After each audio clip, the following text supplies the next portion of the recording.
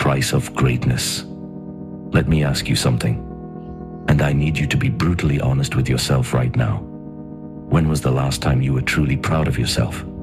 Not because someone complimented you, not because you got a like on a post.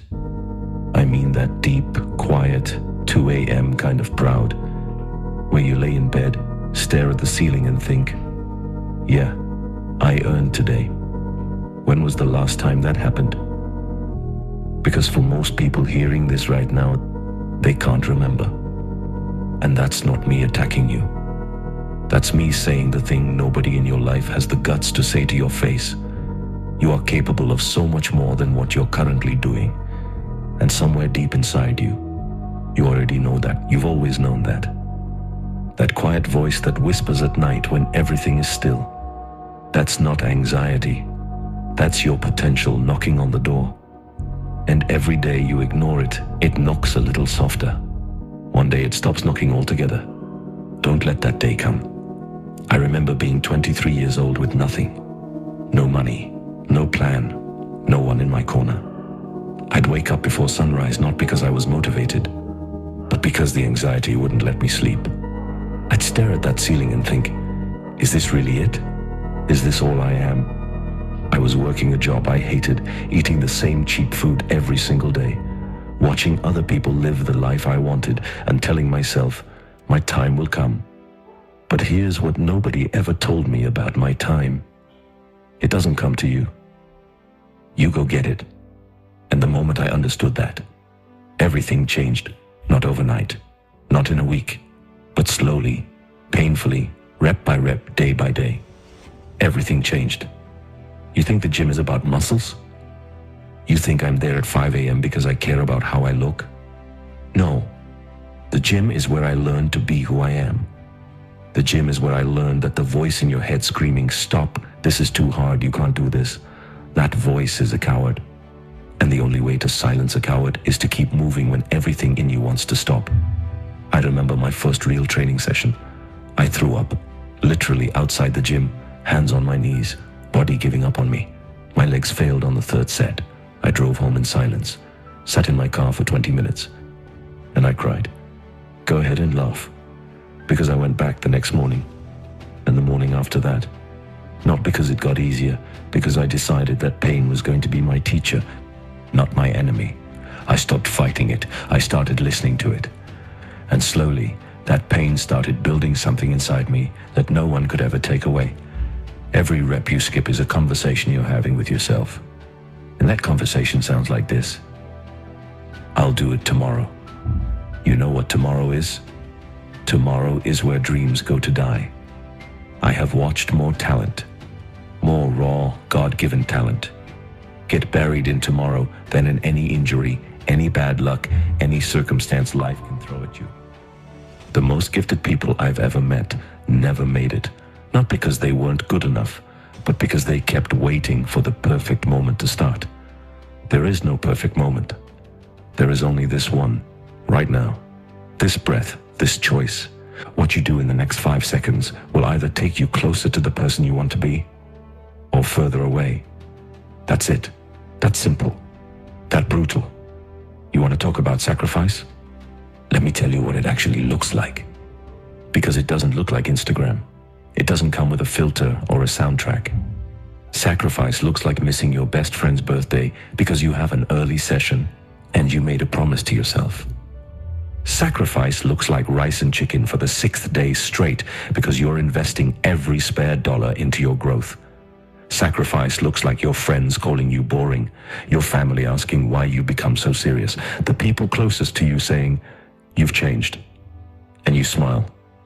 Because yes, that's exactly the point.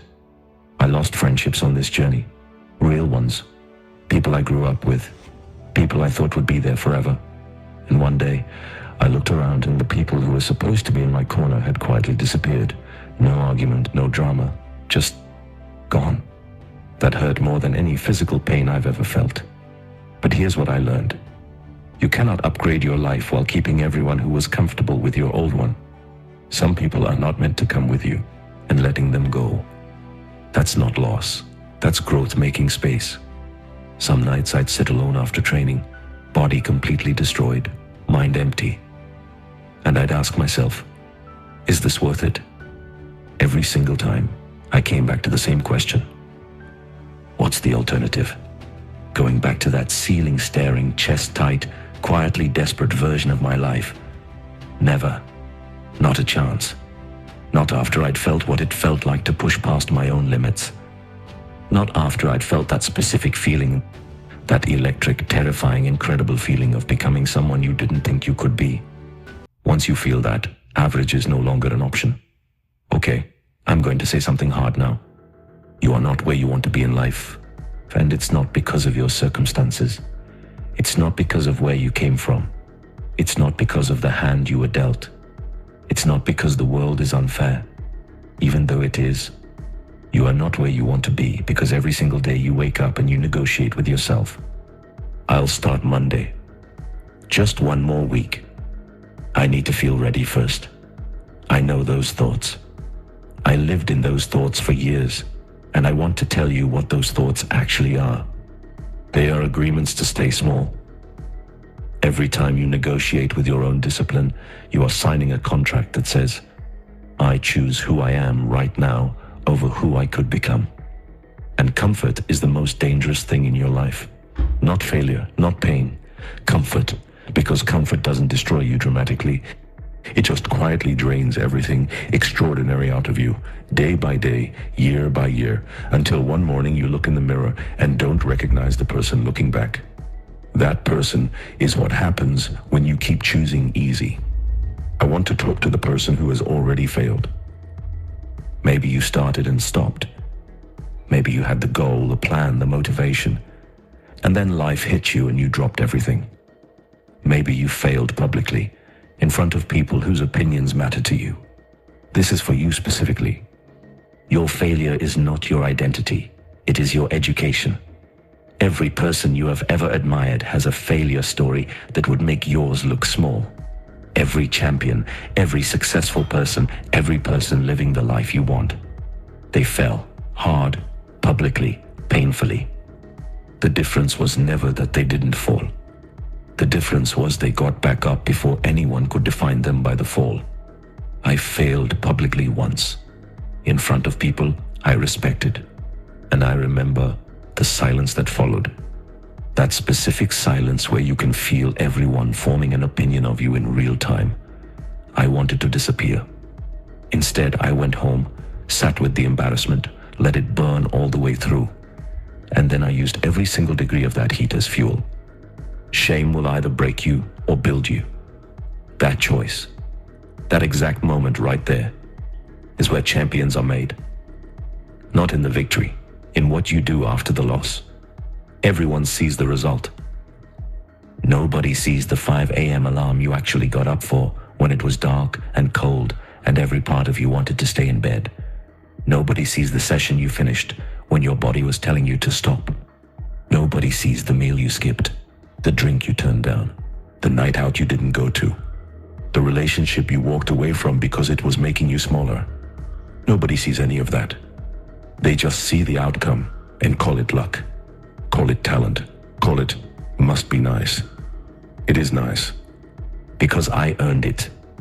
And so can you. But you have to be willing to do the invisible work. The unglamorous, unsexy, nobody is watching work. You have to fall in love with the process when there is no applause. When there is no validation. When the only reason you're doing it is because you made a promise to yourself and you are someone who keeps their promises. Precision beats power. Timing beats speed. And consistency. Consistency beats everything. The person who shows up every single day, average session after average session, tired day after tired day, year after year, will always outlast the genius who only shows up when inspiration strikes. Inspiration is for amateurs. Discipline is for champions. The biggest opponent you will ever face is not the competition. It is the version of you that wants to stay comfortable. That version of you is dangerous because he knows you. He knows your weaknesses, your fears, your excuses. He sounds reasonable. He says things like, "You've already done enough today. Nobody else is working this hard. You deserve a rest. He is lying every single time. He is mediocrity wearing the costume of self-care. You have to fight him every single day. And some days he wins. Some days comfort takes the round, and that's okay. But the next morning, you get back up. No guilt spiral. No, I've ruined everything. Just simply get back up and go again. Greatness is not a destination. It is a decision you make every single morning before the world wakes up. It is choosing the hard thing when the easy thing is right there. It is finishing the last rep when your body has already quit. It is looking at the version of yourself you used to be and refusing, absolutely refusing, to go back to him. We are not average men. We are lions. And lions don't explain themselves to sheep. Lions don't need permission, don't need applause, don't need the world to believe in them before they believe in themselves. A lion wakes up and moves. That's it. That's the whole secret everyone is searching for. You just move every day, regardless of how you feel, regardless of who's watching, regardless of whether the conditions are perfect. You move. I wish the water was colder. I wish the distance was longer. I wish the odds were worse. Because the harder the conditions, the clearer everything becomes. All the noise disappears, all the excuses disappear, and what's left? What's standing when everything else falls away? That's the real you. That's the one I'm talking to right now. Not the version that's tired, not the version that's scared, the real one. The one that already knows what needs to be done. That version of you has been waiting. It's time to let him out. My strength doesn't come from my body. It comes from something they cannot touch, something built in the dark, in the silence, in the moments nobody was watching, and I chose to keep going anyway. Honed by discipline, forged by sacrifice, sharpened by every single time life knocked me down, and I got back up and said, "Is that all you've got?" I am a student of this game. I have studied every warrior, every champion, every person who refused to accept the life the world tried to hand them.